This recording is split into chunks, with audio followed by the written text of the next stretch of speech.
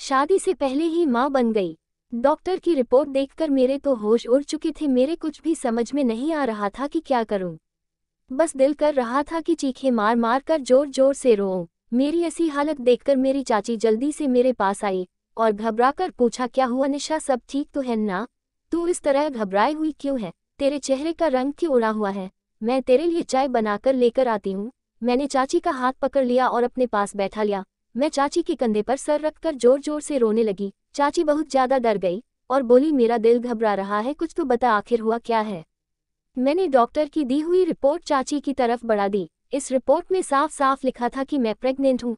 Report छूटकर चाची के हाथ से नीचे गिर गई थी, क्योंकि एक शादीशुदा औरत के लिए ये जितनी ही खुशी की बात होती है, एक कुंवारी लड़की के लिए ये उतनी ही शर्मनाक होती है। मेरा जी चाह रहा था कि जमीन फटे और मैं उसमें समा जाऊं। चाची ने झिझुरते हुए निशा से पूछा, निशा बता, किसने किया ये सब? तेरे पेट में किसका बच्चा पल रहा है? चाची के बार बार पूछने पर मैंने किसी तरह चाची को सच्चाई बताई। करीब 1 महीने पहले जब मैं अपनी सहेली के घर से लौटकर आ रही थी तो एक लड़के ने रास्ता पूछने के बहाने मुझे अपनी कार में बिठा लिया था। मैं उसका इरादा समझ नहीं पाई। उसके बाद वह गाड़ी को गलत रास्ते पर ले जाने लगा। जब मैंने उससे गाड़ी रोकने के लिए विरोध किया तो पता नहीं उसने मुझे क्या सुंघा दिया, जिसके बाद मैं बेहोश सी हो गई। इसके बाद वह गाड़ी को सुनसान जगह पर ले गया और मेरे साथ गलत काम किया और उसके बाद वह मुझे सड़क किनारे फेंक कर चला गया। मैं बेसुध सी रोड पर पड़ी थी कि तभी अचानक एक कार आई। उसमें एक पति पत्नी थे। मुझे इस हालत में देखकर उन्होंने मुझे अपनी कार में बिठाया। मेरी हालत ऐसी थी कि वो कौन थे मुझे पता नहीं, लेकिन वह मुझे घर के दरवाजे तक छोड़कर चले गए। मैं चुपचाप दबे पांव कमरे में जाकर लेट गई और अपनी बदनामी की वजह से मैंने ये बात किसी को नहीं बताई। मेरी बातें सुनकर चाची भी रोने लगी थी। उन्होंने मुझे गले से लगाया और कहा, सब्र से काम ले मेरी बच्ची, जिसने भी तेरे साथ यह जुल्म किया है भगवान उसे उसकी सजा जरूर देगा।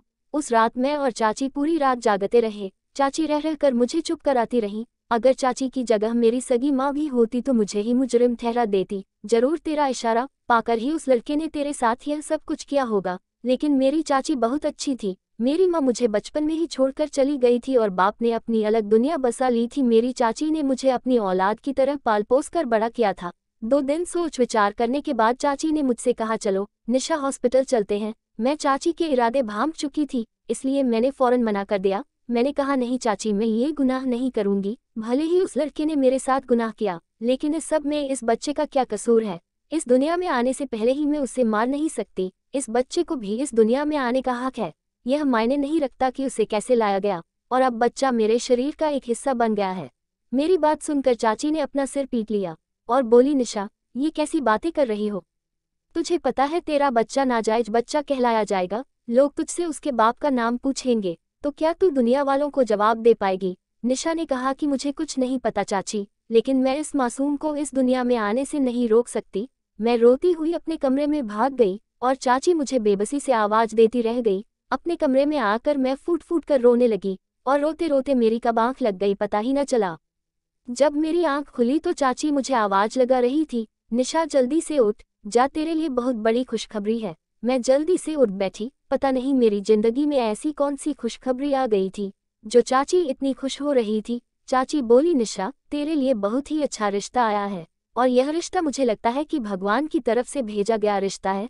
क्योंकि तू अबॉर्शन कराना नहीं चाहती तो दूसरा रास्ता इससे निपटने का यही है कि तू शादी कर ले, और देखो भगवान ने ऐसे मौके पर तेरे लिए रिश्ता भी भेज दिया। मैं चाची की बात सुनकर थोड़ा हैरान हुई, और जब मैं रूम से बाहर निकलकर ड्राइंग रूम में पहुंची तो मैं थोड़ा चौंक गई, क्योंकि ये रिश्ता लेकर आने वाला कोई और नहीं बल्कि वही कार वाले पति पत्नी थे जिन्होंने मुझे घर पर ड्रॉप किया था। मैं काफी हैरान भी हुई और उनके पास जाकर बैठ गई।